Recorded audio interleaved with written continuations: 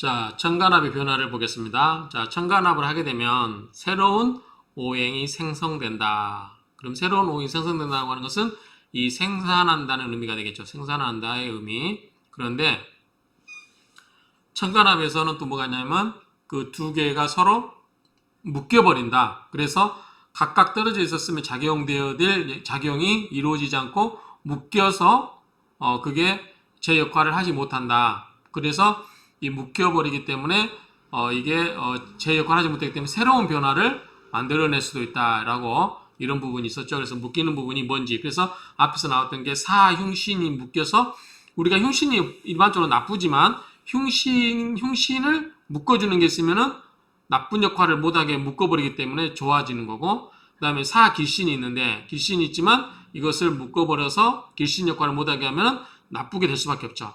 그러니까 그런 점이 어떤 새로운 변화를 유발한다라고 그런 것을 이제 우리가 통틀어서 이 첨가납의 변화다 이렇게 보면 될 것 같고요. 그 다음에 병신합수에서는 이제 물이 어떤 수가 생긴다고 볼 수도 있지만 여기서 수라고 하는 것은 일종의 기로 보면 된다. 기의 영향이다. 우리 첨가는 기본적으로 기죠, 기. 지지는 질. 그렇기 때문에 일종의 이제 기 영향, 기로 보는 게 맞겠다 정도 의미를 이해하면 될 것 같아요. 자, 첫 번째 합으로 변화된 오행의 영향력. 자, 새로운 오행이 생겼을 때 그 오행에 어떤 영향력을 있을 수 있다고 볼 수 있느냐. 그래서 어떤 영향력이 있냐라고 하는 거죠. 그래서 자, 일간과의 관계에 있어서 변할 수 있겠죠, 당연히. 그러니까 새로운 오행이라든가 새로운 화가 돼서 새로운 오행으로 바뀌어버리면 당연히 십신의 성정의 변화가 있게 되겠죠. 왜냐하면 옛날에 갑이었던 게 토로 바뀌었다. 그러면은 갑이었을 때는 뭐였는데 토로 바뀌면 뭐로 되냐? 바뀌어버리잖아요. 예컨대 간목 입장에서 예컨대 병화가 일간이라면 간목이 있을 때는 뭐예요? 인성이었잖아요. 그런데 갑기 합토로 가버리면 뭐가 되죠? 식상으로 가버리죠. 그래서 이 십신이 인성에서 식상으로 바뀌는 거죠. 그런 것처럼 이 십신의 성정의 변화가 있게 된다. 그리고 합의되는 경우에도 이 원래 오행의 속성이 변하지 않는 경우는 어떻게 해석할 것인가? 단순히 1차적으로 한만해버리고 끝나는 것인지 아니면 합의되고 난 다음에 그 변한 오행이 다시 일간에 영향을 미치는 것에 대해서 현재는 한만해버리고 끝나는 것으로 이해하고 다시 영향력을 행사하는 것으로 이해하지 않는다. 그러니까 이 일간에 영향력을 행사하는 건 아니고 합을 통해서 뭔가 새로운 오행이 만들어지면 그 선에서 끝나지 그 새로 만들어진 오행이 일간에게 새로운 영향력을 행사하는 것으로 이해하지 않는 것 같다 그러는데 꼭 이렇게 볼 것만 같지나 이렇게만 보는 것은 아닌 것 같아요. 새로운 오행이 만들어졌으면 그에 맞게 또 해석을 해야 되지 않을까라고 생각을 해봅니다. 자, 심요점의 경우에 합화와 합거의 의미상 차이가 있다고 하는데 합화라고 하는 것은 쉽게 이야기해서 합을 해서 화했다. 뭔가 변화해서 생성되었다 정도 의미를 댑니다 같아요. 합화. 그래서 합으로 새로운 오행이 생성된 경우를 뜻하는 것이다. 이렇게 보고되고 합거. 합거라고 하는 것은 합을 해서 가버렸죠. 가버렸다는 건 뭐예요? 변화됐다는 걸 의미하죠. 그래서 이 십신의 성정에 실제적인 변화가 이루어진 것을 뜻한다. 그래서 이게 이제 심요점은 명확하게 구분하고 있는 것 같지는 않지만 이걸 보면 약간의 내용을 보면 변화가 구분해서 쓴 것 같다. 그렇죠? 결론적으로 말하면 합화는 새로운 오행의 발생을 의미하고 합거는 실제 사주에 나타나는 해당 십신의 성정이 변화한 것을 뜻한다. 이렇게 이해하시면 될 것 같습니다.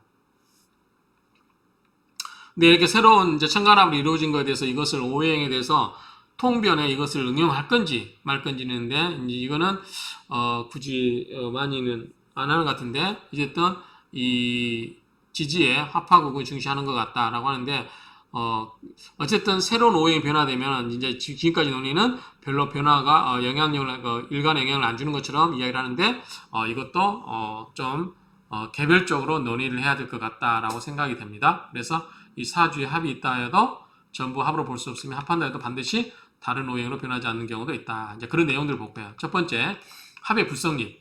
이제 이거는 여기에 꼭 해당되는 내용인지는 모르겠지만 제가 적천수에서 이 귀절이 생각이 나서 붙여놔 봤습니다. 자, 원래 이제 적천수에 보면은 영향이란 말을 알죠? 영향.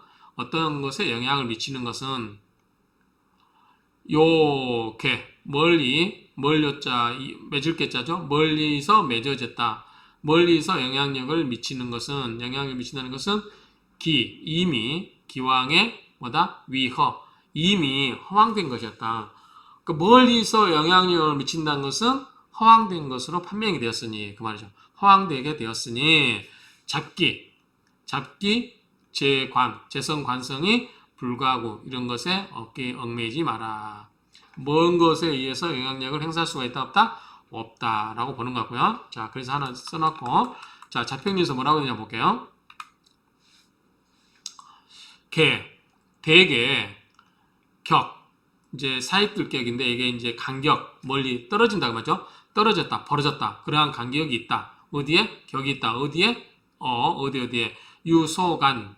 자, 이 사이에 있는 바가 있는 곳에 사이가 있는 곳에 간격이 있다. 되게 있다. 그 말이죠. 그러니까 이게 좀 말이 애매하죠. 자, 변화가 영향력이 없다. 근데 그런 경우는 어떤 경우다? 대부분 사이에 간격이 있는 바가 있는 곳에서 간격이다. 그러니까 되게 사이가 벌어져 있는 경우, 그런 경우에는 간격이 있다. 그 말이죠. 자, 비유하여 예를 들면 그 말이죠.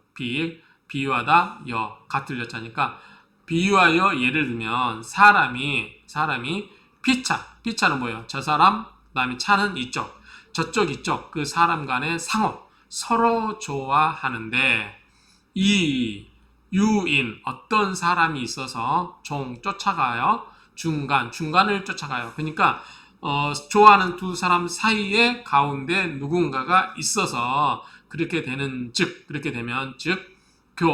사귀는 것이 필불능성 반드시 불능할 수가 없다.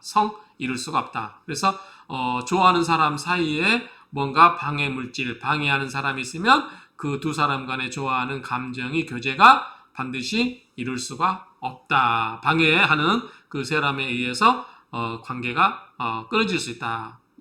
그 교제가 이루어질 수 없다. 방해꾼이 있으면 그렇다는 거죠. 가령 예를 들면 갑목이 기토와 합을 하는데 이 갑기 중간 갑목과 기토 중간에 그 사이에 이 경금으로서 간격 사이에 떨어뜨리면 자, 지는 앞에 갑목과 기토를 말하겠죠. 자, 갑목과 기토를 사이에 간격을 띄워두면 뭘로써? 경금으로써. 자, 경금이 뭐죠? 갑목과 기토 사이에 경금이 끼어들면 그 말이죠. 그렇게 되는 즉 갑목은 갑기 어찌 기자죠. 어찌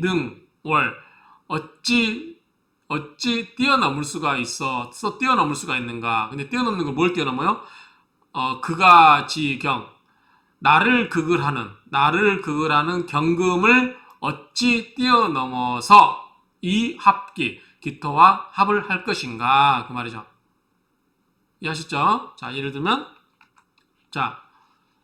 이 갑기합토가 이렇게 갑토와 기토가 합을 해야 되는데 이 사이에 경금이 있으면 어떻게 이 갑목이 이 경금을 뛰어넘어서 기토와 합을 하겠냐 이거죠.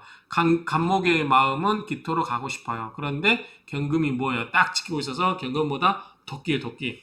나무가 오는데 도끼로 들고 있어 오면 나무를 베버리겠다. 나무를 쪼개버리겠다. 우리 벽장 그랬죠? 나무를 장작패듯이 쪼개버리겠다. 그러면 갑목이 두려워서 기토한테 갈 수 있어요? 없어요? 없죠. 그래서 이 방해하는 세력이 경금 사이에 있어서 이걸 방해하려면 갈 수가 없다라는 얘기죠.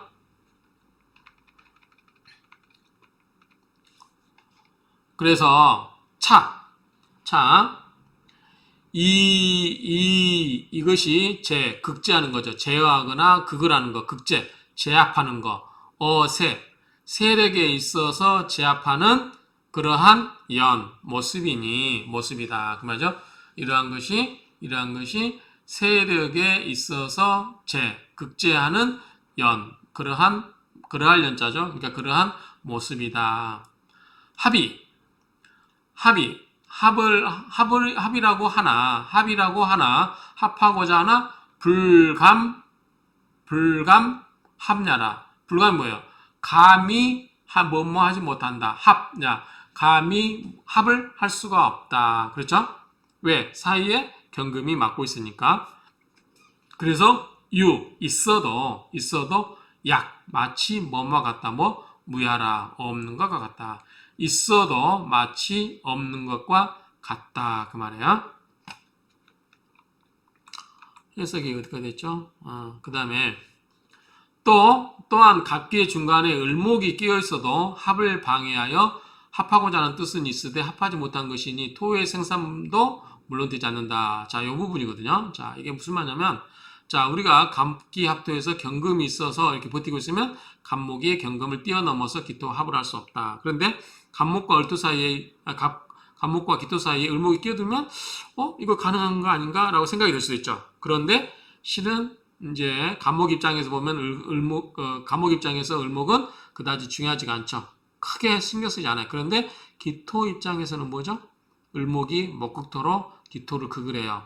그러니까 이 기토는 갑하고 합하고자 하나 그 마음을 갖고 있으나 이 기토가 을목을 극을 넘어서 갑기하고자 하는 이 갑까지 갈 수 있다 없다? 없다. 이런 뜻으로 이해를 돼요. 그러니까 여기서 이분이 어느 분이시죠?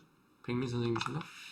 백민 선생님이 이렇게 이야기했는데 그 말 뜻은 제가 보기에는 이 을목이 기토를 극을 하여 기토가 갑에게 가고자 하는 마음을 어떻게 한다? 제어해 버린다라는 뜻으로 이해를 하면 될 것 같습니다. 그래서 어쨌든 첫 번째 오행의 변화가 여러 가지 생길 수 있고 그 다음에 합이나 합화라든가 합거 등의 그러한 변화가 있을 수 있는데 이것은 그렇게 할 수 있는데 첫 번째로 이제 변화 중 하나가 합이 불성립하는데 어떨다? 멀리 떨어져 있다. 그렇죠? 마음이 멀면 out of sight, out of mind죠. 멀리 떨어져 있으면 마음이 벌써 약해지는 거죠. 그래서 천간합이 서로 합을 하고 싶어 하나 멀리 떨어져 있으면 마음뿐이고 점차 그 영향력이 약해진다라고 볼 수 있고 또 하나는 적극적으로 중간에 방해하는 사람이 중간에 껴가지고 방해를 해버려요. 그러면 어떻게 돼요? 이 사람은 제 역할을 할 수가 없겠죠? 그렇게 정리를 하시면 될 것 같습니다.